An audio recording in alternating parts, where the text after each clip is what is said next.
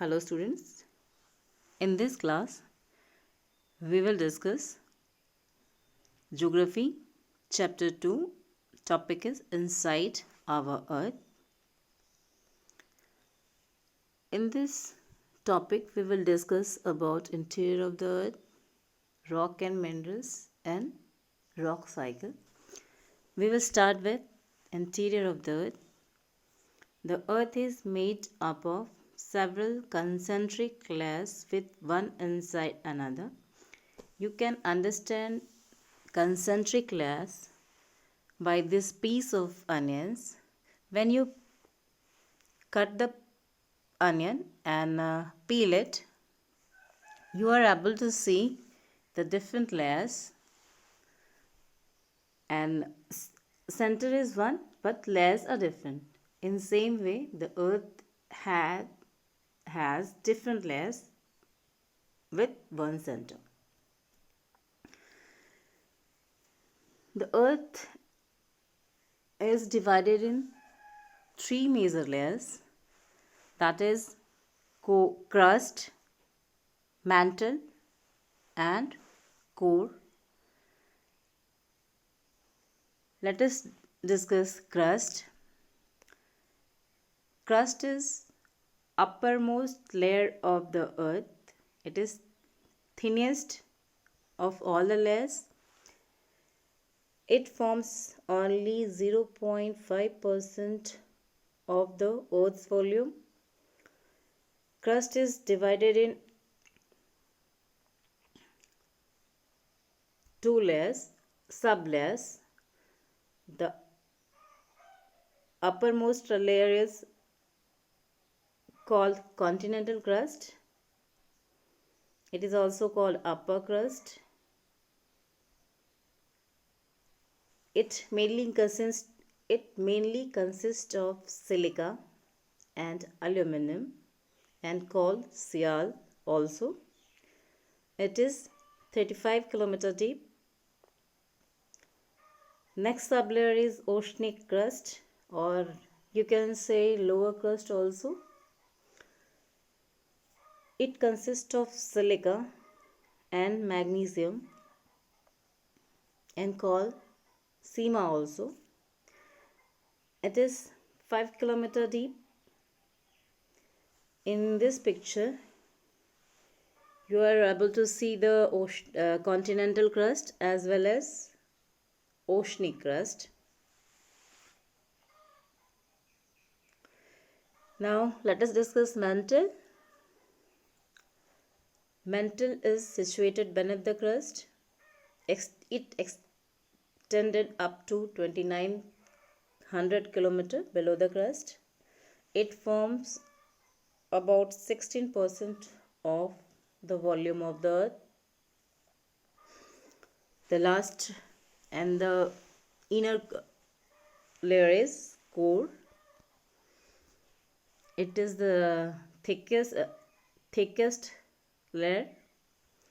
It also divided in two sublayers, that is outer core, which extended between 2900 km to 5150 km, and inner core, it extended up to 5150 km to 6371 km.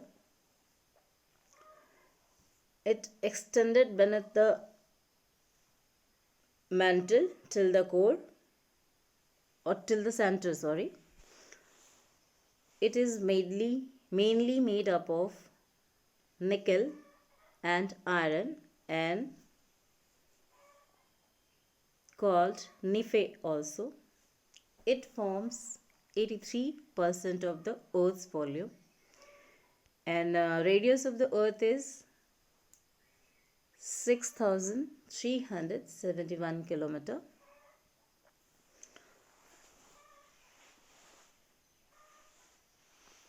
In this picture, you can see the different layers. The uppermost layer, that is the crust, divided in again two parts, that is the continental crust, which is also called Sial.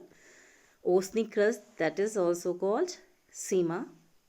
Thereafter, beneath the crust, mantle is present till 2900 kilometer, and after mantle, beneath the mantle, core is situated and it extended till the center, that is 6,371 kilometer, and the boundary between mantle and core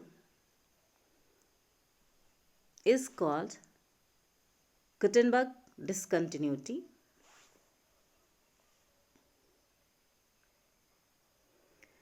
Now let us discuss minerals, rocks and minerals. Rocks, it is a natural mass of minerals, mineral matter that makes up the earth crust, or you can say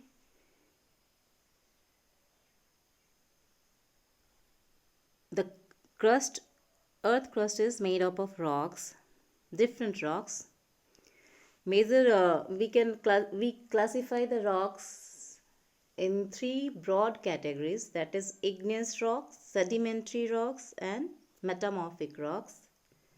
Let us discuss one by one. That is, first one is igneous rock. It is also called primary rock and sometimes it is also called parent rocks.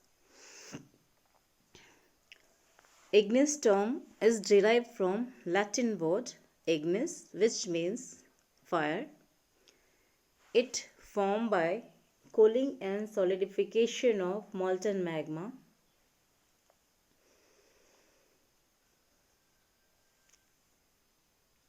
Igneous rocks are of two types. First one is intrusive igneous rock.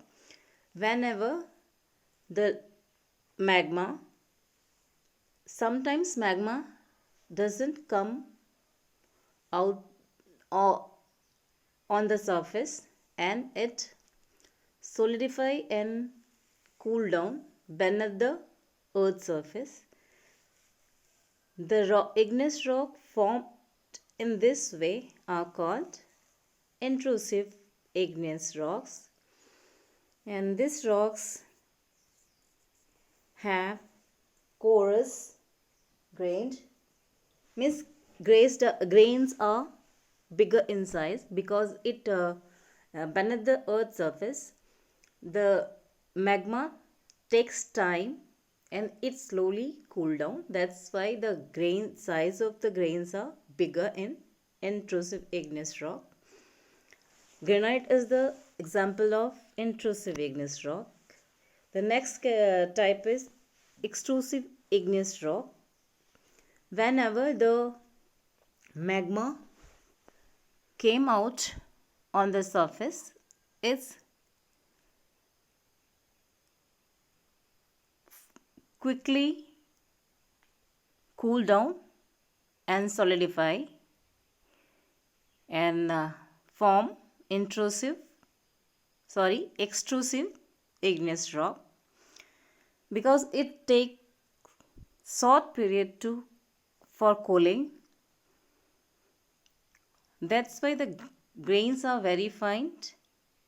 And example is basalt. Our Deccan Plateau is formed of this basaltic igneous rock.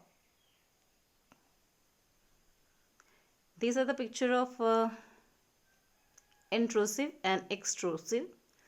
The basalt is the extrusive igneous rock and granite is intrusive. You are able to see the granite in which you are able to see the grains which is visible with naked eyes also. You can see black spots are there, white and black spots are, which are the grains. Whereas in basalt you are not able to see the grains because it is very fine fine, very teeny grains are there, so it is not visible by naked eyes. Now let us discuss the sedimentary rocks. Sedimentary rocks are basically formed by the deposition of sediments which we get from the decomposition of the igneous rock, and it deposits layer by layers, and subcementing materials work with these sediments, and with due to high pressure and heat, it solidify and form sedimentary rock. Sedimentary term is derived from Latin word sedimentum, which means settle down. It contains fossil of plants, animal, and microorganism. Fossil means remains of the plants and animals, because it is a deposit in layers, that's why these layers contains the fossils. Sandstone, limestone are the example of sedimentary rocks. This is in this picture you can see it is a sandstone, and this you can see the different layers.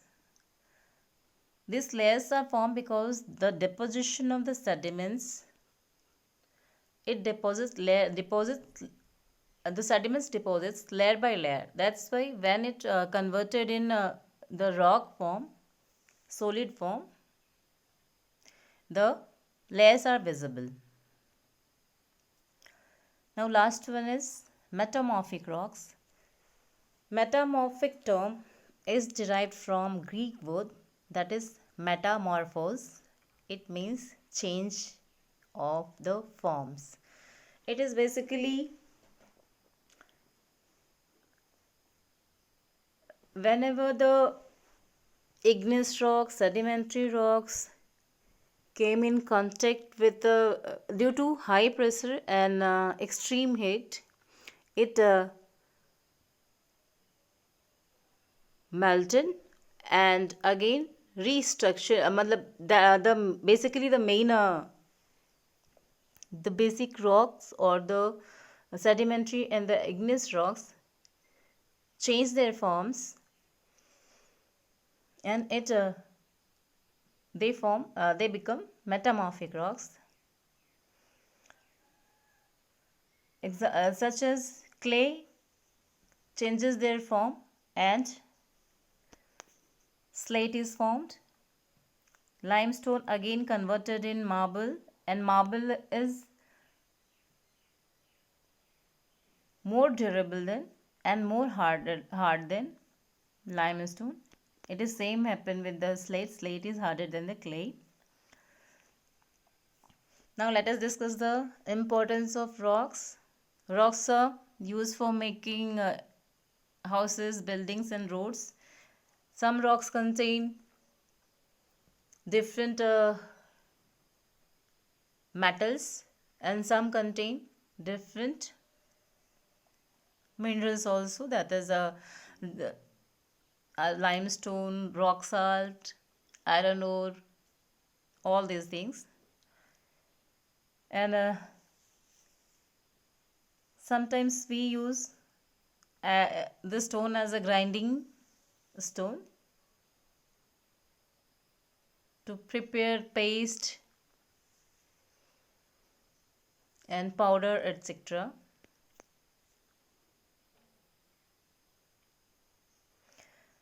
Lastly, we will discuss rock cycle. Rock cycle is basically the conversion of one form of rock into another form of rock into the third one, and lastly again it's melt down and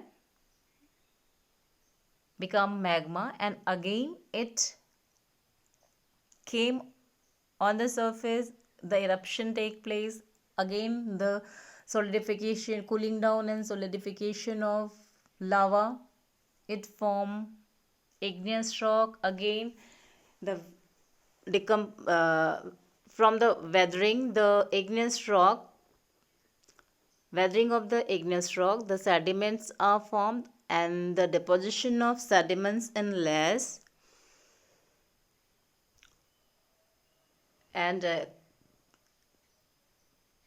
compaction and cementation of that layers form sedimentary rocks. And again, the sedimentary rocks are affected by weathering and erosion. Again, it's form sediments, and again the same process, the deposition of sediments in layers, and again it formed the sedimentary rock. And again, when the sedimentary rocks and igneous rock came in contact with heat and pressure, they changes their form, and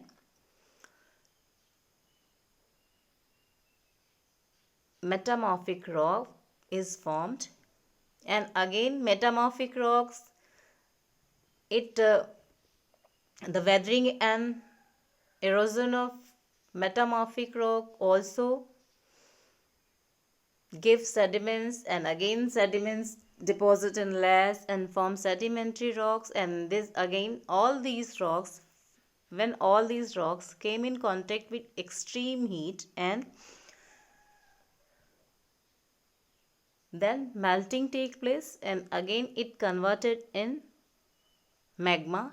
And again, when the eruption take place, the magma came out on the surface or inside the surface. It cools down, solidify, and form the igneous rock, or this process continues. This process, the continuous cycle of igneous rock converts in sedimentary rocks, and again sedimentary rocks and plus igneous rock convert in metamorphic rocks, and again all these rocks convert in molten magma, and thereafter, and this cycle is called rock cycle. With this rock cycle, we completed the chapter. And go through the chapter in your textbook, underline the main points, and till then, bye, and study well.